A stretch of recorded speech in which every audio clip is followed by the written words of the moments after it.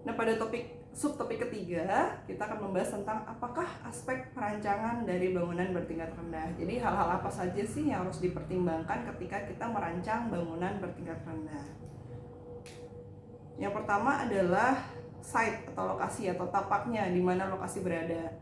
Nah, konteks. Jadi di site itu pertimbangkan konteksnya, ketetanggaannya bagaimana, ketersediaan bahan bangunannya apa saja di sekitar sana.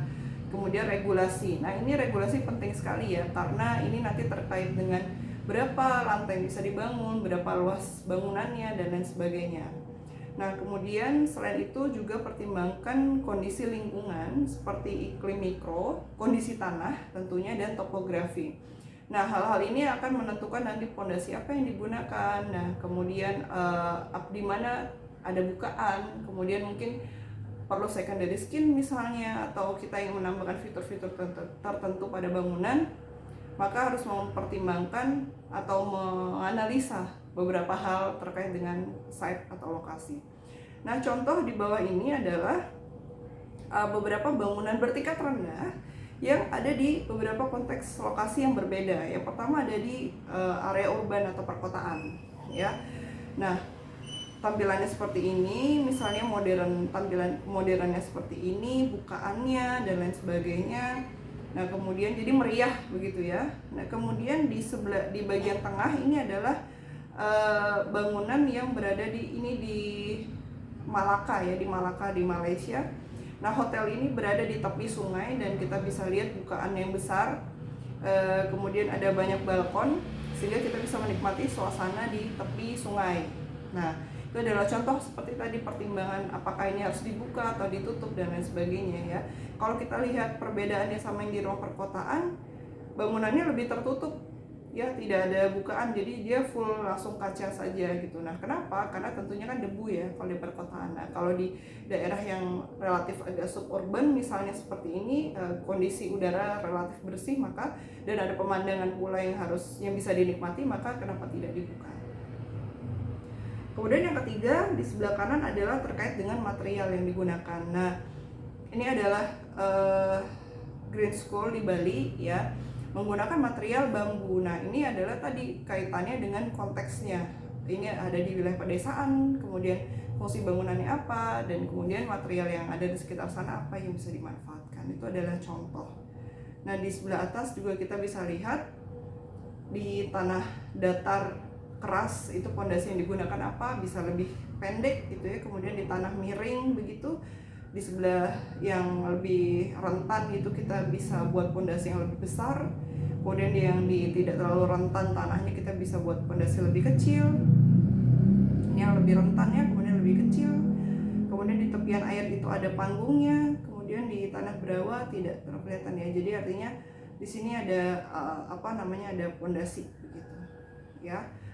Pada aspek yang kedua adalah aspek fungsi, yaitu di mana kita bisa lihat adanya fungsi bangunan ya. Nah, fungsi bangunan ini adalah ruang dan aktivitas yang akan diwadahi dalam bangunan. Jadi fungsi ruang tidak hanya fungsi ruang, melainkan fungsi bangunan. Nah, fungsi akan mempengaruhi tata ruang dan persyaratan kualitas ruang serta citra bangunan. Nah, kalau kita bandingkan misalnya kita lihat di sebelah kiri, dua gambar di sebelah kiri ini sama-sama sekolah, tetapi yang satu tampilannya lebih lama ya, karena ini SD negeri. Tentunya ada kode-kode building code yang harus diikuti untuk sekolah negeri. Kemudian yang di sebelah kanan ini adalah sekolah yang swasta. Nah, citra bangunannya berbeda ya, padahal sama-sama sekolah. Nah, itulah fungsinya harus kita ketahui, dan kemudian kepemilikannya misalnya. Nah, itu harus juga lebih jeli, serta visi misi dari kenapa bangunan ini didirikan gitu. Nah, kemudian kita lihat di sebelah kanan ini juga sama-sama bangunan untuk public service ya di setiap instansinya. Nah, kalau di sebelah kanan ini sangat formal terlihatnya, kemudian yang berbeda dengan di sebelah bawah. Yang sebelah atas itu lebih formal, sebelah bawah lebih modern begitu ya tampilannya. Nah, yang atas itu adalah kantor kecamatan, sedangkan yang bawah adalah pusat penerimaan mahasiswa baru di sebuah universitas. Jadi bisa dibayangkan yang bawah harus lebih menarik begitu ya. Nah, walaupun sebenarnya untuk pelayanan publik juga bisa lebih keren lagi, tetapi tetap harus disesuaikan dengan building code dari setiap fungsi bangunan. Nah, kita lihat bahwa fungsi bangunan itu ada beberapa fungsi. Di sini dikelompokkan oleh Nur Idham Qolis dalam bukunya. Yang pertama adalah fungsi seragam. Fungsi seragam ini satu jenis aktivitas yang berpengaruh sama atau seragam pada kebutuhan ruangnya, di mana terdapat satu kegiatan dominan dan beberapa kegiatan penunjang.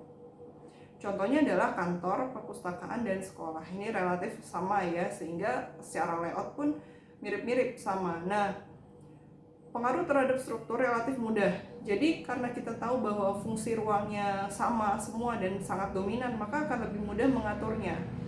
Nah, relatif mudah dan sederhana karena ukuran-ukuran ruang diperoleh dari kelipatan ruang utama.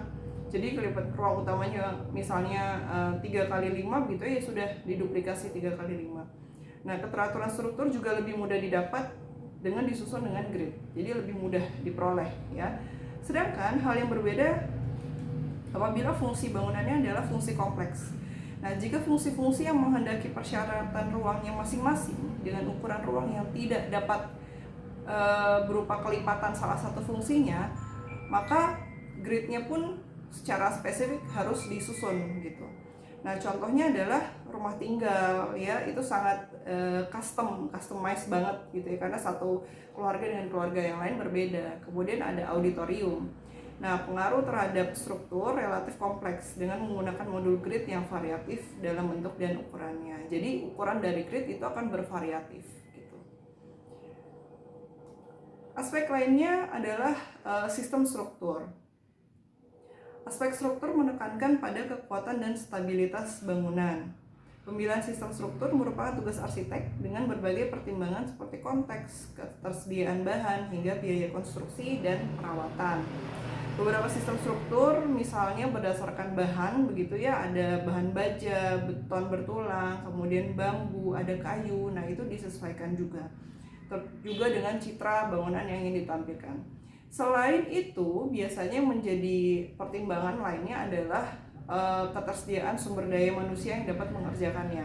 Umumnya memang beton bertulang, tetapi untuk menciptakan kesan tertentu, misalnya kita ingin dengan bahan baja, maka perlu SDM yang khusus bisa mengerjakan baja, karena baja sendiri harus disambung ya. Nah, atau dipotong misalnya, itu membutuhkan pengelasan, berbeda dengan beton bertulang yang bisa dipotong dengan peralatan yang lebih mudah diperoleh di umumnya gitu.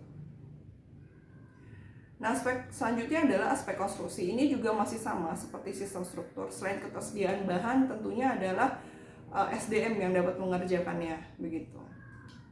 Dan hal lainnya adalah apakah itu sistem struktur yang ingin permanen atau tidak permanen. Nah, kalau tidak permanen, kenapa tidak menggunakan konstruksi yang bisa dibongkar pasang terlebih dahulu begitu. Nah, kalau permanen bisa dapat menggunakan yang lebih permanen gitu ya, misalnya beton bertulang begitu. Nah, aspek yang selanjutnya adalah bahan bangunan. Nah, bahan bangunan tidak dapat dilepaskan dari fungsinya, kemudian konteks bangunan, serta citra yang ingin dicapai oleh pemilik bangunan ya. Bisa menggunakan full kaca misalnya, atau menggunakan bahan kayu seperti ini tampilannya jadi lebih hangat, atau dengan beton bertulang yang tampilannya lebih sedikit lebih kaku begitu ya. Nah, itu disesuaikan dengan citra yang ingin disampaikan atau dibentuk pada bangunan oleh arsitek ataupun khususnya pemilik bangunan. Nah, kemudian ada sistem utilitas. Nah, sistem utilitas ini semakin kompleks ya, apabila kita membuatnya juga semakin banyak fiturnya. Nah, apabila sistem utilitas sangat mempengaruhi keberlangsungan bangunan. Untuk itu, penyiapan sistem utilitas yang melekat pada struktur menjadi bagian yang komprehensif. Nah, kita lihat bangunan yang di sebelah kiri, tengah, dan sebelah kanan. Di sebelah kiri ada green rooftop begitu ya, ada green rooftop. Nah, tentunya ini utilitasnya tidak sederhana. Ada plat lantai yang harus disesuaikan agar dia kedap terhadap air, kemudian ada saluran pembuangan airnya, kemudian bagaimana mekanisme terhadap kelembapan tanah begitu ya. Kemudian di sebelah tengah itu dinding yang diberikan tanaman gitu ya, jadi green wall gitu. Nah, itu bagaimana pengairannya, bagaimana sistem pertanahannya ya, sistem tanahnya maksudnya. Apakah dia menggunakan pot kecil-kecil atau memang ada panel yang bisa menggantikan tanah misalnya. Kemudian bagaimana pengairannya. Nah, kemudian yang di sebelah kanan memang dia tidak menggunakan green rooftop, tetapi ketika atapnya bertumpuk seperti ini, air disalurkan kemana, kemudian jangan sampai menumpuk di satu titik sehingga akan menjadikan beban bangunan. Nah, hal-hal inilah yang harus dipertimbangkan di dalam sistem utilitas bangunan. Nah, itu adalah hal-hal yang dipelajari dari bangunan bertingkat rendah di bagian pengantar.